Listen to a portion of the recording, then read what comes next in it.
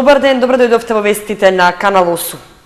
Нивото на подземната вода во Облешево ги поплави дворовите и подрумите на жителите во центарот на населбата. Облешевци бараат помош од локалната самоуправа за да се спречи натамошното оштетување на имотот, но и да се спречи загрозувањето на нивното здравје од излеаните фекали. Цело мало во близина на сточниот пазар во Облешево е со поплавени дворови и подруми од излеана фекална вода. Причина за тоа, велат мештаните, е што поради долготрајниот период со врнежи, како и од близината на околните оризни ниви, се покачило нивото на подземните води. Освен директната штета по имотот, облешевци се жалат дека не можат да ја користат и водата за пиење од нивните хидрофори, поради што се приморани да купуваат флаширана вода.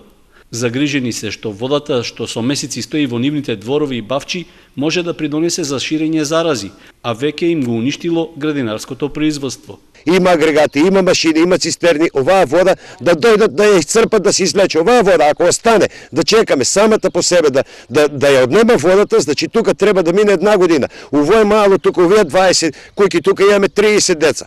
На 30 степена температура, тука ќе фане разни болести. Онекме до овде беше бол.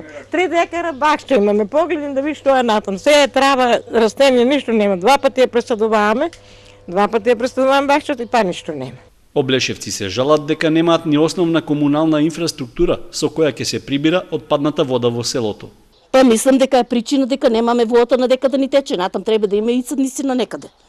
То треба да се ископа за да се влече водата или канализација или било што. Ние немаме канализација, ама јамите се и пуштат, се тука водата се собира. И сега ние што да правиме? Кој како се ископа од куќата, тука дојде водата. Жителите велат дека 20 на години очекуваат локалната власт да го реши проблемот, односно да се изгради прописна канализациона мрежа. Од општината рекоа дека се преземаат конкретни мерки на тој план. Веќе во процедура не тек тендерската постапка за довршување на канализацијата во село Облешево. Водоводот, значи во план е завршени са проектите за Облешево, Чифлик, Чешиново и Уларци. Се надевам дека во преговори сме во најскоро време со кредит од Светска банка и со поврзување на водоводот во Кочани. И во овој мандат да не качеме точно време, се надевам дека ќе ги завршуваме работа. Личков вели дека решавањето на проблемот ќе биде со средства од општинскиот буџет, со помош од државата и од други извори. Истовремено упати и апел до граѓаните да ги исчистат, односно да не ги затрупуваат каналите покрај своите имоти, за да може водата непречено да истекува.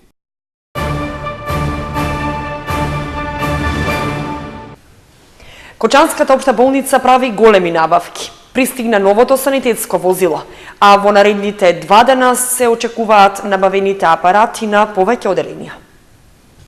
Стигна најавеното ново комплетно опремено санитетско возило во општата болница во Кочани.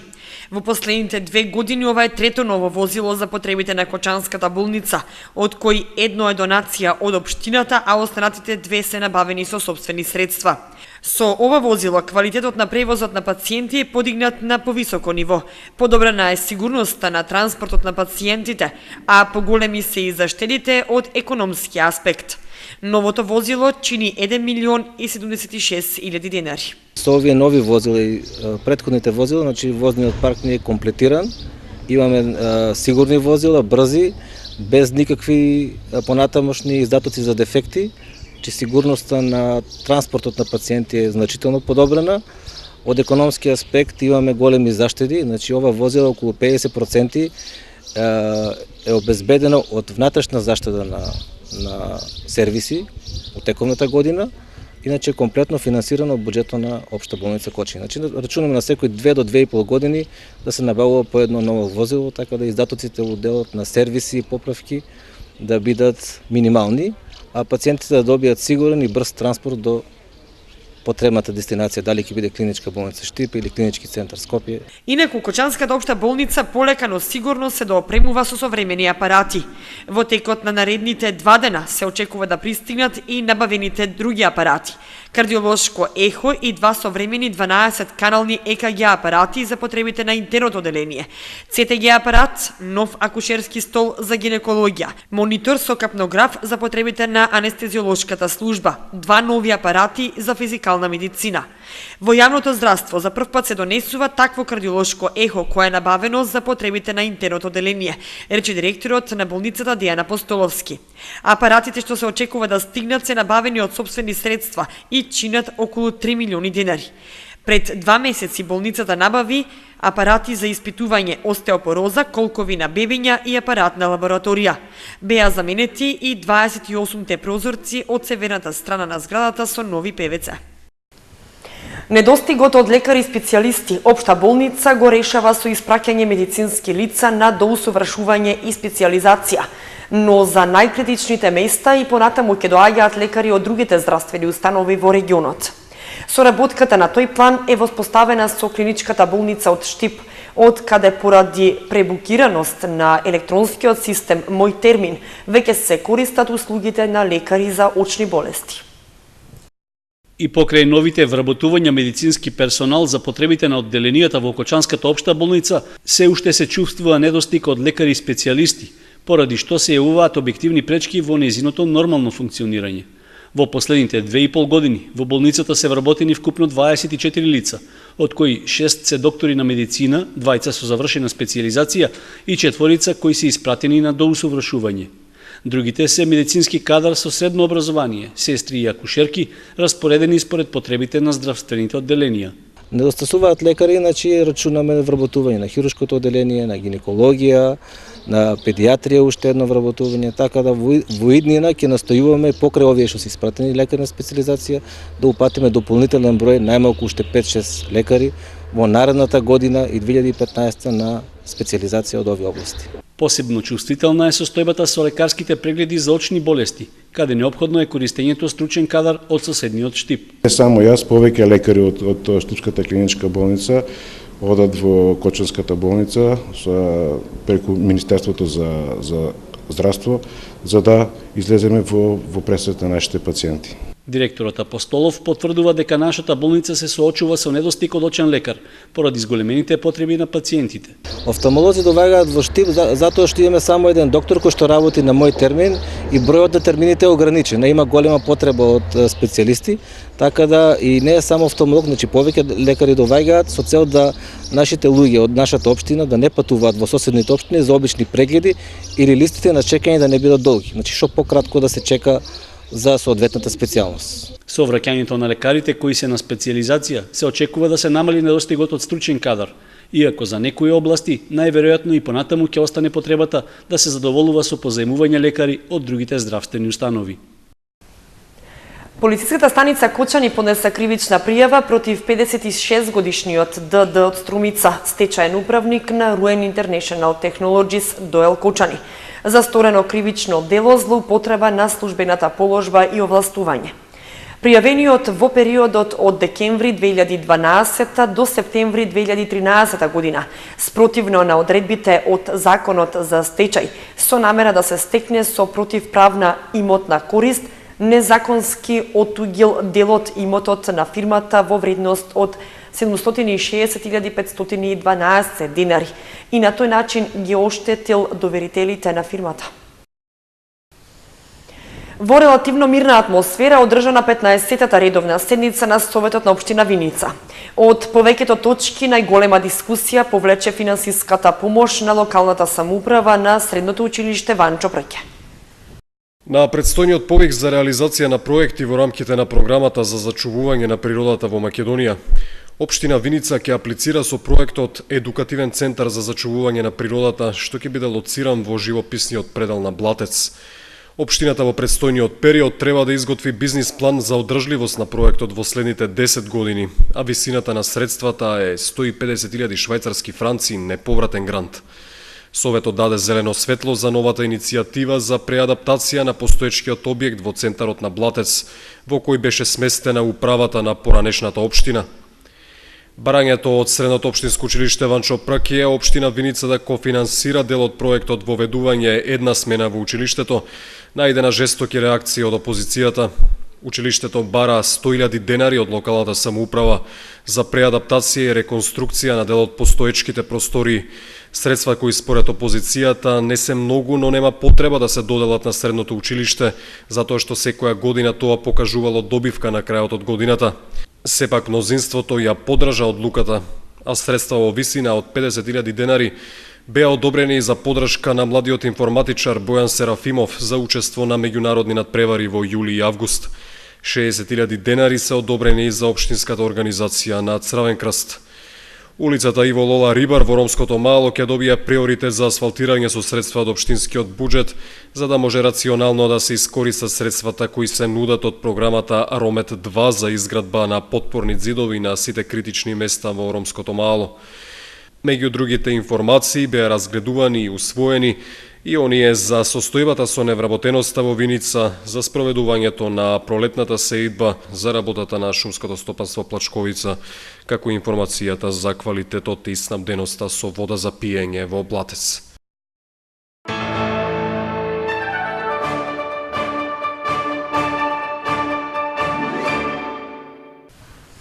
Заврши вториот ден од јунскиот уписен рок на учениците во средно образование. Во гимназијата Лјупчо Сантов пријавени 178 ученици, во средното Гошо Викентиев 180. 178 ученици се пријавија за упис во Кочанската гимназија Лјупчо Сантов во првите 2 дена од јунскиот уписен рок. 82 се пријавиле за гимназиска струка и 96 во економската, информираше помошникот директор во училиштето Тоше Филипов. Во средното Гошо Викентиев за 2 дена се пријавиле 180 ученици. Имаме околу 180 ученика пријавени во трите струки, во машинската, во сообраќајната и во електроструката. Најмногу слободни места имаме во машинската струка. Иако имаме уште 2 уписни рока, очекуваме до крајот да бидат пополнети сите места и сите паралелки да бидат успешно формирани. Во Гошо Викентиев минималниот број на поени за примање на учениците е 30, а во гимназијата двојно повеќе и изнесува 60. Од училиштето информираа дека ќе бидат примени и оние ученици што го немаат минимумот на поени, затоа што за вториот уписен рок за примање ќе бидат намалени. Второто пријавување од јунскиот уписен рок е на 30 јуни и 1 јули, а резултатите од запишувањето и слободните места ќе бидат објавени на 3 јули. Вториот рок за запишување е на 21 август, а резултатите од запишувањето на учениците и слободните места ќе бидат објавени на 22 август. Стигнаа резултатите од екстерното проверување на учениците од 4 до 7 оделение. Нема големи отстапувања во оценките на екстерно со оние во дневникот на учениците од 5 основни и 2 средни кочански училишта. Нема големи отстапувања во оценките од екстерните тестирања и оние во дневникот на учениците во кочанските училишта.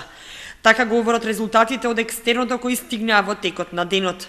Секој ученик може да си ги види оценките кои се истакнати на огласни табли во секое училиште. Училиштето ја пресметаа и просечната оценка од екстерното. Во основното училиште Малина Попиванова просечна оценка на учениците од 4 до 7 оделение е 3,60. Во Раде Катовче 3,55. Во основното училиште Свети Кирил и Методи највисок процент 4,3. Во гимназијата 3,87 и во средното Гошо Викентиев 2,87. Самите добиени резултати ние сме задоволни затоа што нема поголеми отстапувања кај наставниците. Резултатите се истакнати како во училиштето внатре, така и надвор, со тоа што родителите можат во било кое време од денот да дојдат и да ги видат резултатите на нивните деца. Поред првичните реакции на колегите, значи нема професори со многу големи отстапувања, иако пресметката се уште не е направена, малку подолг процес на утврдување на колку е отстапувањето на секој од професорите. Незадоволните ученици во наредните денови може да поднесат приговор до Државниот испитен центар.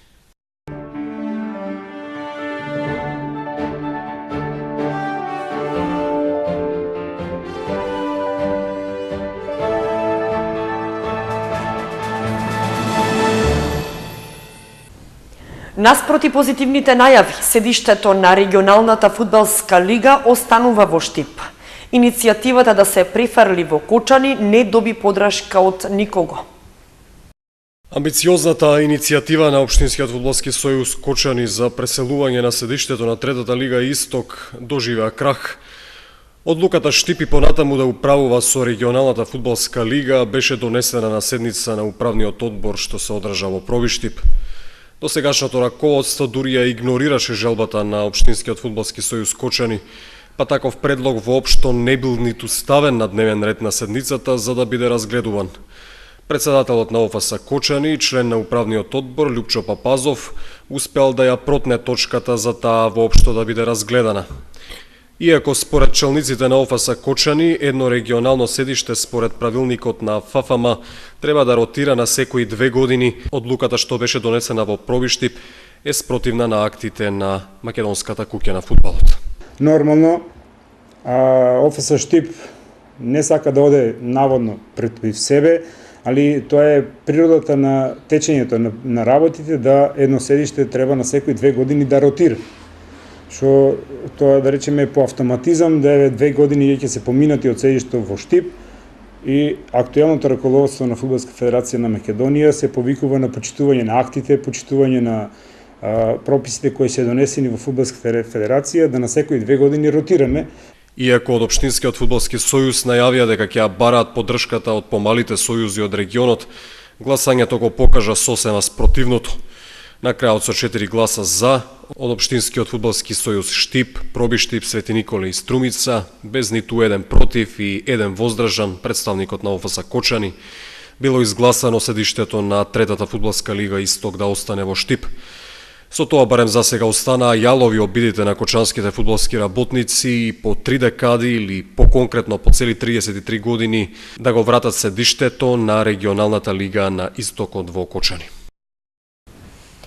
Започнаа подготовките за Петровденскиот фудбалски турнир. Пријавувањето на екипите ќе се врши до 2 јули со котизација од 3000 денари. Во рамките на одбележувањето на Петровден, официјалниот празник на градот, Општина Кочани ќе го организира 13-тиот поред Петровденски турнир во мал фудбал. За таа цел општината упати повик за пријавување до фудбалските екипи кои сакаат да учествуваат на турнирот. Заинтересираните се должни при пријавувањето да уплатат котизација од 3000 денари, да достават име на клубот и список од 10 играчи. Пријавените играчи треба да бидат со наполнети 16 години. Потребните документи се поднесуваат во едношалтерската канцеларија на општината најдоцна до 2 јули. Доколку дозволат временските услови, надпреварите традиционално е предвидено да се играат на фудбалското игралиште кај Основното училиште Свети Кирил и Методи. И уште една информација од спортот. Турнирот во фудбал на 42-те Илинденски спортски игри Чешиново 2014 ќе се одржи во период од 5 јули до 2 август.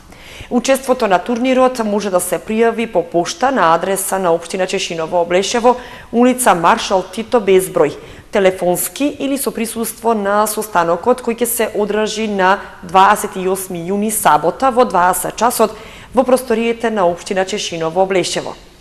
Во програмата на ИСИ 2014 и оваа година е предвидено да се одржат турнири во шах и велосипедизам. Повеќе информации на официјалната веб страница на општина Чешиново Облешево.